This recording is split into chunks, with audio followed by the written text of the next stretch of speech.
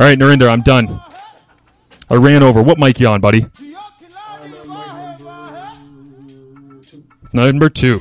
Narinder from Surtaal Radio. I meant to give you some intro music because I wanted to have you get pumped up to be on, but then I ran long like every day, which I know you're used to by now. But no worries. That's fine. You do a great job, man, doing your show. It's an excellent show. I appreciate it. Thank you. And we also listen to your show as well because even though I'm not familiar with the music that you play so much, it's party music. Yeah, of course. It is. It's a party. Course. Like you host. We want to wake everyone up. Right? You host a 10 to noon party every Monday morning. You got it. That's awesome.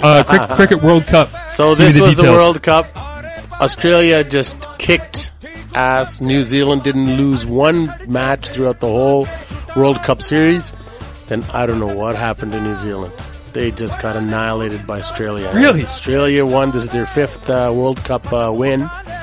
And they just couldn't even let these... They were just dropping on top of the balls that were coming. When I talked to you last Monday, you were saying New Zealand is so dominant. There's no absolutely kidding. You didn't even look at the semifinal as a challenge, and you said, but the other one was between Australia and India, was it? Australia and India. Yeah. And India lost against Australia. How long did the final take? So this final started again around 11:30. This one was not too bad. It finished around 5:30 in the morning.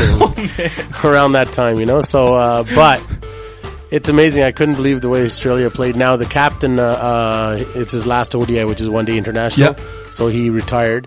So it was good. He won, and they won right in Australia, right? Yeah. So, which was a great thing for Australia, but New Zealand, I could not believe it. Their top batter, when he was batting, he was knocked out in the first or second or third over, something like that. Really? Yeah. And these were the same team, New Zealand, that made 393 runs against West Indies in the semifinal. Okay, explain to everyone quickly how 393 runs happen. How is that a thing? So what you do, you've got wickets on each side. So when the person bowls, which is the pitcher, the batter, he hits the ball. If it goes outside the boundary, it's 6 runs automatically. You don't have to run back and forth. If it runs or the ball gets hit anywhere in the field, you make runs back and forth as quickly before they come back and try to hit those sticks, which are called wickets. Was the name of the person who was pitching or starting to play each time named Ricky Romero? Oh, what? Jays talk. Oh yeah, Jays talk. Yeah. Blue Jays season. I don't know how the 393 runs. Yeah, exactly. I don't know how they would do how would some of the pitchers here would do against... Well, what's the movie that had the guys that were cricket pitchers? Oh, why is that escaping me right now? I forget the name. I know what you're talking about. That was a great movie. It was the 2 guys that came over and got signed by the Pittsburgh Pirates. Exactly. I Please let us know on Twitter. At March2Fergs, at OUA Today. We'd like to know. What's your favorite moment of the World Cup? Be the last one for you before I steal another 2 minutes of your show. The world... Yeah, most famous moment? Yeah, just like what's your favorite moment in World Cup cricket? Because I know you're into it and you've when Guptill did his 393 against West Indies. Yeah, that was the 300. He in the last 5 overs, he was hitting like 4s and 6s outside the park, and they were just whipping him the ball, saying, "Here, take more runs if you want." That's it. That's awesome. I would love to see cricket become a mainstay in OUA athletics. It is next year. This year was the T50, which is the 50 over. Yep. So next year is the T20 World Cup, which is being held in India.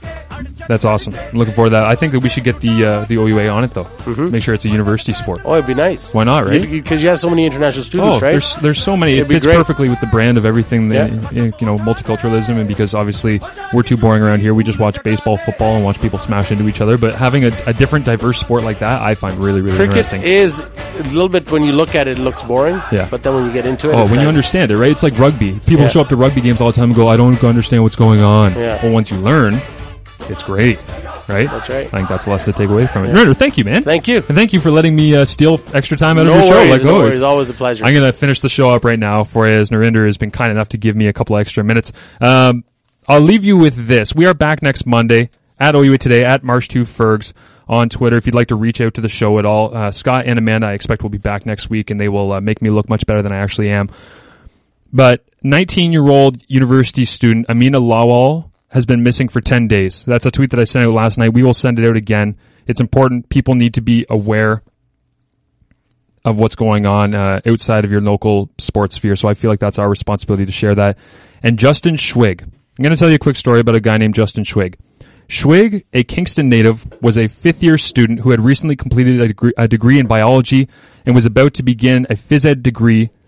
He played football with the Golden Gales in Kingston since his first year at Queens and worked as a bouncer at the Brass Pub on Princess Street in K-Town. On the night of March 24th, 2005, Justin Schwieg was at AJ's Hangar, since renamed Ale House. Shortly after midnight, he and several of his friends were on the second floor of the bar when a man approached them around 2 a.m., enraged, believing that something had just been thrown or spilled on him from the area where Justin and his girlfriend were standing. The angered man confronted Schwieg and after a brief confrontation, pulled out a knife and stabbed Schwieg 6 times. Twice in the neck area, twice in his left arm, twice in his upper back.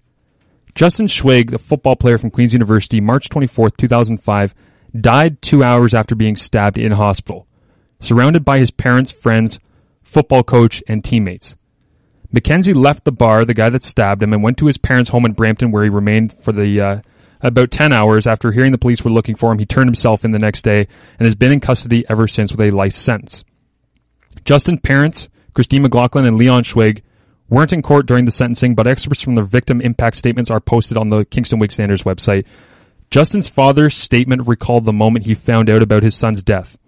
I received a call from a friend from Kingston at approximately 4 a.m. on March 25th, 2005. I was told there was an incident at AJ's Hangar and that Justin was hit with a beer bottle. I called the hospital, identified myself as Justin's father, and I asked if I could speak with my son. I was told that I would have to wait. His mother was out getting coffee and she would speak to me when I got back. When I asked how Justin was doing when I got on the phone with my wife, she said it couldn't be worse. Still thinking he was struck with a beer bottle, I asked, "What do you mean?" She said, "He's dead." My mind snapped. I just started screaming. Justin would not have expected someone to act as his murderer did, McLaughlin's statement read. Justin was innocent and naive, apparently his fatal flaw. It would not have occurred to him that anything like this could happen in Kingston, his city. He was so proud to say that he was a local boy, and I believe he would have remained in Kingston forever. Justin likely would have lived nearby and most probably taught at the same high school he attended. He would have taught the youth of our city and nurtured future football players. He would have been an incredible role model. All of that is lost now, and what for? This past week marked the 10-year anniversary of Justin Schwieg's murder. He would have been 33 years old this morning. His dad, Leon, released a video of his favorite Justin pictures saying, "Words could never express how much you are missed. I love you, son." On the video podcast side right now, I'm going to leave you with the video that Justin Schwieg's dad sent along because I think it's a poignant story and we need to remember and to avoid crap like that because that has no place in CIS athletics. And there's a reason the coaches say nothing good happens in a bar after 2 a.m. So anybody listening that's a varsity athlete, be aware and protect your teammates and care about each other. Make sure you take care of each other because that's what really matters.